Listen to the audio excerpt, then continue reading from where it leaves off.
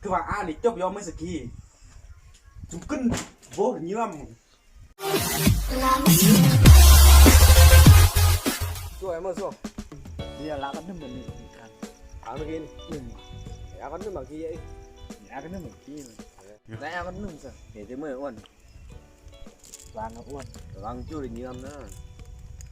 ในเรื่องที่มันกุมผ้าหิมก็นึ่งหนาร้อนจะเหมือนย้อนทำนี้ด้อมทำวาดจะมาส่งเลือดเลยครับโอเคหนึ่ง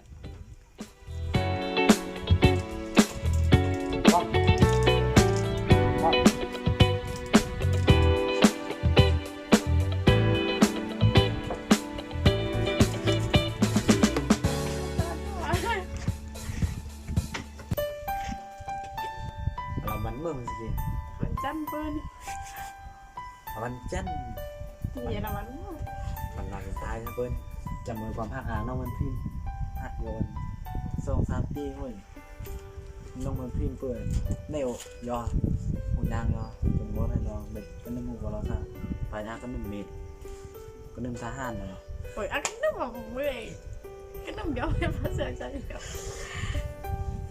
มือตาเป็นเล่ามือมาลองก็นึ่งอยู่ก็พวกนะ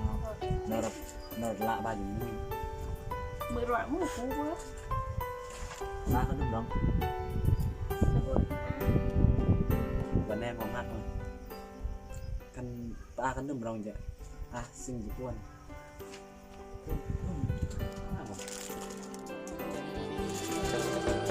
ฮัจิรักโยยัดลมโยจำเขาจำถึงแก่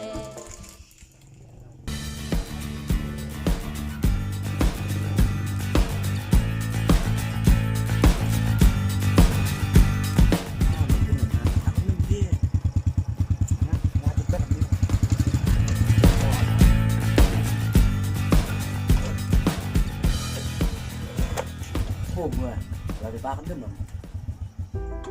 ที่ฮักกี่มือคนนะเมื่อร้านนี้ก็วัดพานี่ทำบาเราที่บ้านเขานึ่งมาหมูไม้ชนะดีปลาอาคนรอดด้วยท่านก็ดีคือมือก็นึ่งปลานี่อวยพรสวานฮักเยอะเนอะคนมันก็หมดเลยยอดคือว่าอาลิจบยอมไม่สกีจุกขึ้น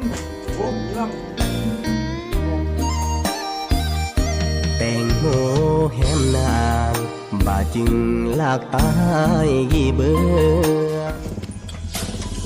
Don't go I know it's not over I know it's not over yet Don't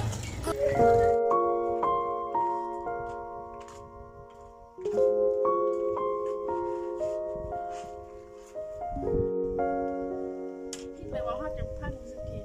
คือตอนยังเนี่ยพ่นก็นุ่มฟริมแล้วก็นุ่ม วิธีไปรู้สึกจำมือ มันเป็นยังไง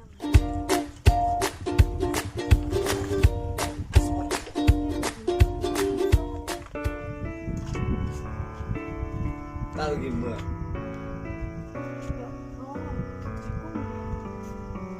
วันไปโยนมือหมูก็นึ่ม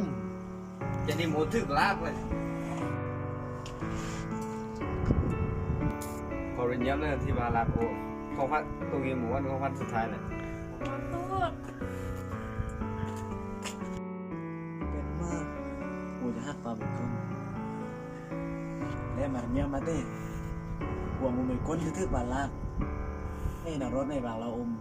มาในฐานะอุ้มมาเยอะเตี้ยปากมันเปลี่ยนเลยเป็นโปรโมทเปลี่ยนเดี๋ยวมาเยี่ยมเจอกันต่อกูมาคนกูไปคิดเราไปจะไปจุ่มขึ้นอย่างกี้จุ่มขึ้นอย่างแข็งน้องนะเสียเรียสโอกูมาแต่เยอะเราอุ้มเยอะน้องมาอย่างกี้เสียของบ้างพี่เองมันต้องแบบนี้เลยสบเลยนะต่างคนต่างเหงาหมอกเล่าวันแหมกันซาดาเบยอย่าหารักอายมากหรือได